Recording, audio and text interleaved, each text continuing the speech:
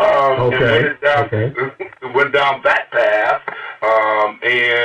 Of course, when I was going down that path, I was carrying both of these.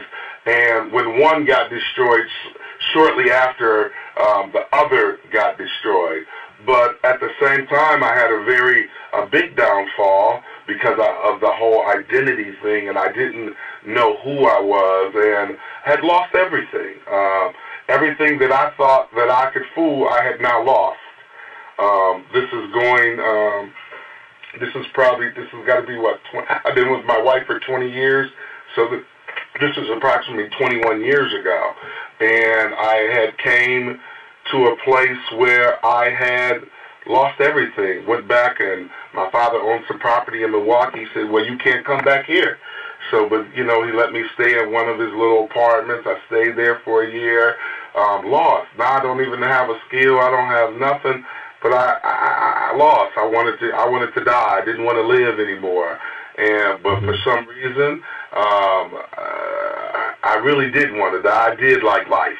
And I had to do something about it. I ended up in a factory, doing factory work for about a good year, burning my hands, and I was like, I know I don't want to do this. Okay? I have to somehow get back to where I was. About in that year, I met my wife, who a beautiful young lady, and to this day, I think she asked herself, what was I thinking? Because I don't know that I knew I was signing up for all about what we were about to go through. And I ended up, she bought me, told her what I wanted to do, and an opportunity came up with a toy company called MW Cash in Milwaukee. At the time, they were the largest toy distributor in the United States. Had went back, there was an ad in the paper. Understand something, all that this going on, I'm saying I'm with my wife. Now my wife knows I have given her a face, but yet in giving her a face, I still told her I couldn't read. One thing that I was very sharp about is if you surround, I learned this early in this, if you surround yourself with the right people, you can get the job done. You can get the job done, but it can only go so far. There's still a brick wall out there that you're going to have to face. And I knew that wall was there, but I just didn't know when I was going to have to face it. So this lady comes into my life. She ends up going in the paper because I was sitting at home at this time. I wasn't going back to the factory, but I wanted a girlfriend, and she said, well, guess what? She said the same thing as my parents. Well, I'm leaving if you don't get no job. And I said, well, you know I can't read because now I'm using it as an excuse not to live. I'm using it as, a handicap. You need, like somebody owed me something because now I'm living in my sorrow. You owe me, because they cheated me and they didn't teach me how to read. There was hatred now in me, knowing in the back of my mind I did all this. You know what I'm saying? So she would go to the paper, look in the paper, and find me a job. She found a company called Mail Kramer Sales, and they do toys. And I said, wow, heard of that company before. Well, I had, because when I was back selling paint sundries and automotives, the buyer that I had at the time, he also bought toys.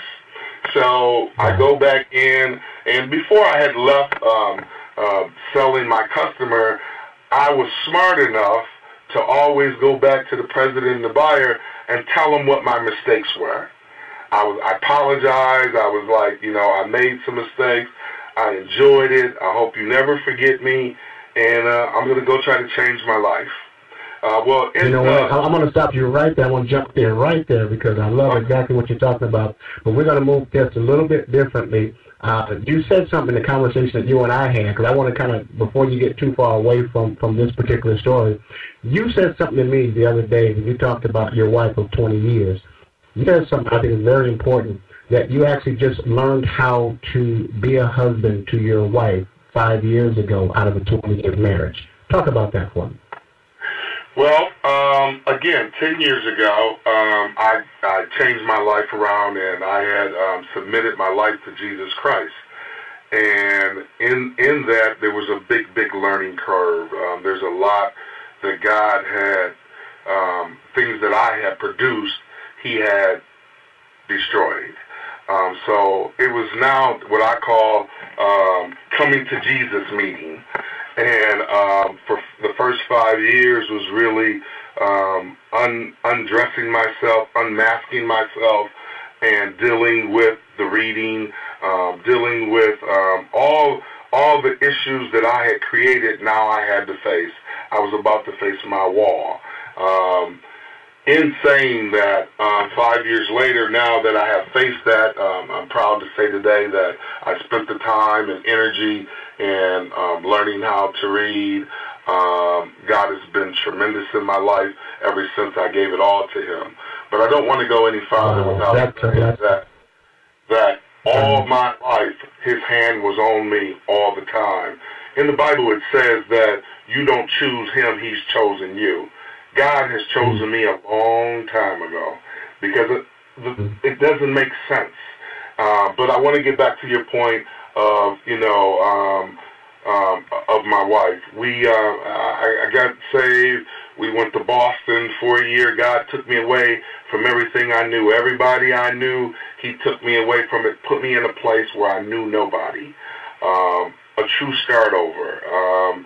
And I went through the first 5 years of really, dealing with myself. And in dealing with myself, I found my wife again. I don't think that I ever really loved my wife for the first 15 years. I think I used my wife. And in the last 5 years, thank God that His Spirit, the Holy Spirit, has allowed me to identify how to be a better husband, and appreciate her.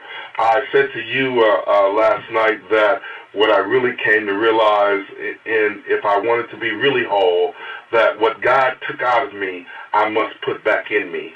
And I slided her back into my life, and my life is now whole. Again, I told you I have 2 children. Well, that didn't happen until I put her back in my life. I didn't learn how to love her until I faced all my demons. When I had to go back to Sylvan Learning Center. I had to get private tutors, and I sat there and went through the discipline, because here's what I was. I was a great starter, a terrible finisher. I never finished anything in my life. I am proud to say today that I have learned the skill of finishing. And when you start something, a runner always starts fast, but a winner always finishes. You have to finish at the same pace.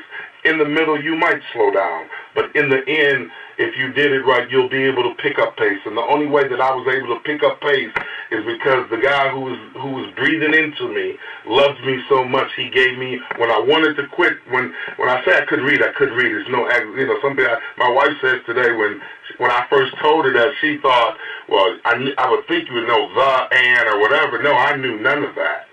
I couldn't, and when you're sitting there with second graders, third graders, it's humility. I had to go through that, but I had to go through that because today, when things come up on me, they really don't faze me. And I was telling a brother earlier today the importance of your wife and the importance of family.